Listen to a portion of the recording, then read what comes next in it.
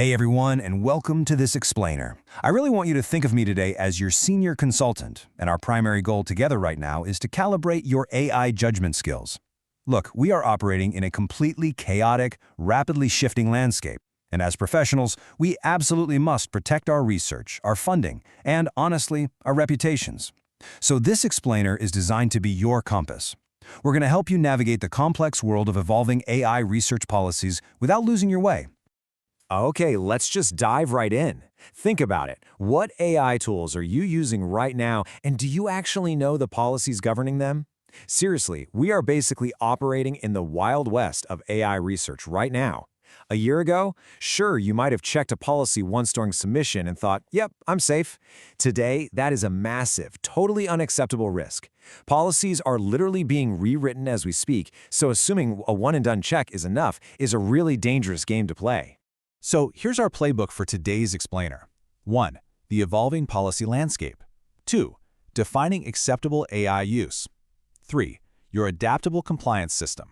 4. Navigating conflicting policies. And 5. Avoiding common pitfalls. Let's start right off with Section 1, the evolving policy landscape and why it's the Wild West of research. Now, getting this right actually has a massive upside. Just take this number for a second, 340. Recently, a climate research team used AI to scan 10,000 papers for methodology details relevant to a meta-analysis. The AI identified 340 highly relevant studies in mere hours. Just think about that.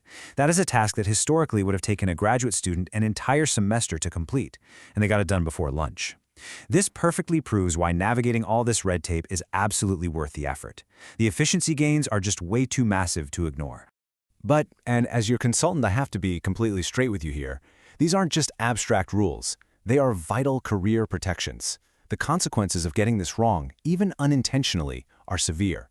If you violate policies just because you didn't realize they updated, you are looking at some devastating outcomes. We're talking about having your hard-earned papers retracted, we're talking about having major grant funding, like NIH support, completely rescinded, and ultimately, you risk permanent, severe reputational damage.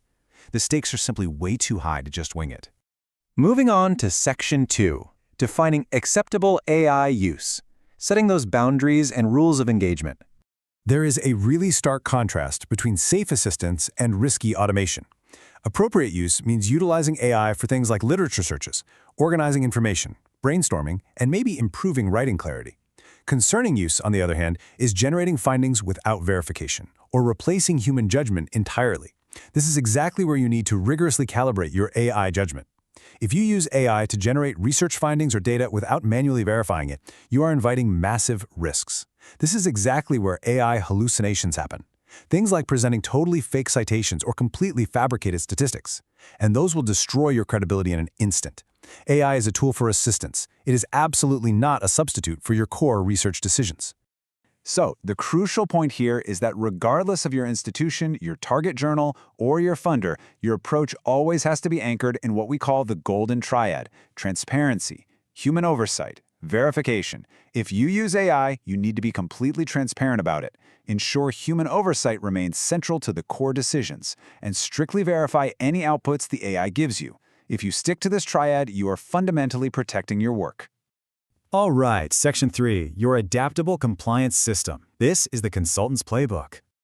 We really need to wrap our heads around this definition. An adaptable compliance system is inherently dynamic.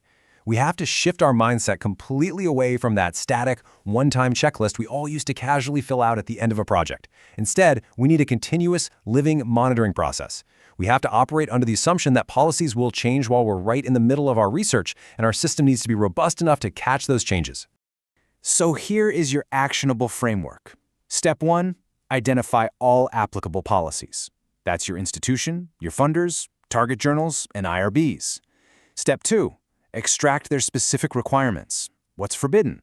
What actually requires disclosure? Step 3, develop a compliance plan. Actually, this is exactly where you'd use a quick checklist for evaluating task risk versus AI capability to ensure you're staying within safe bounds.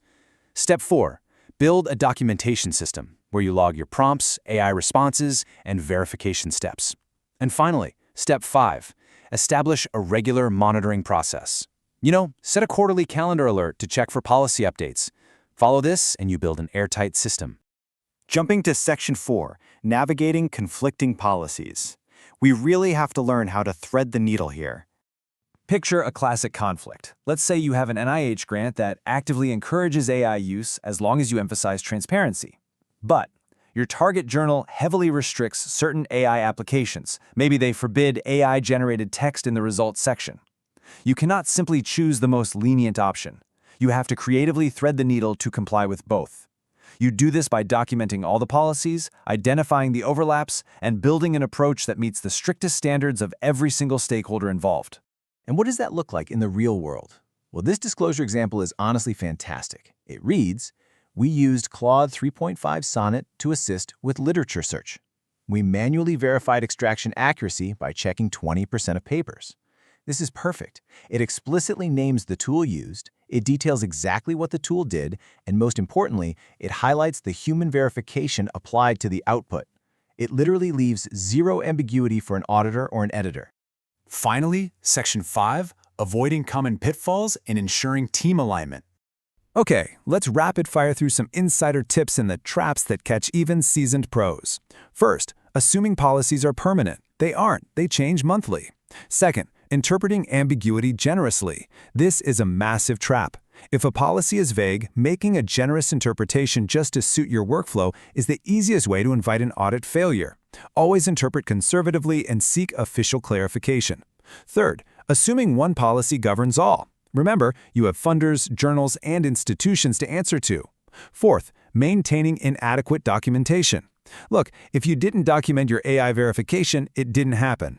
And lastly, ignoring your own institution's internal AI policies while obsessing over the journal's rules. You have to monitor the whole shebang. I want to leave you with one final provocative question. If your funder or target journal changes their AI policy tomorrow morning, is your research ready? If you aren't absolutely sure, it is time to challenge the durability of your current workflows. I strongly urge you to take the playbook we discussed today and implement it immediately. Protect your work, maintain your credibility, and empower yourself to use AI safely. Thanks so much for joining me on this explainer, and I will catch you all next time.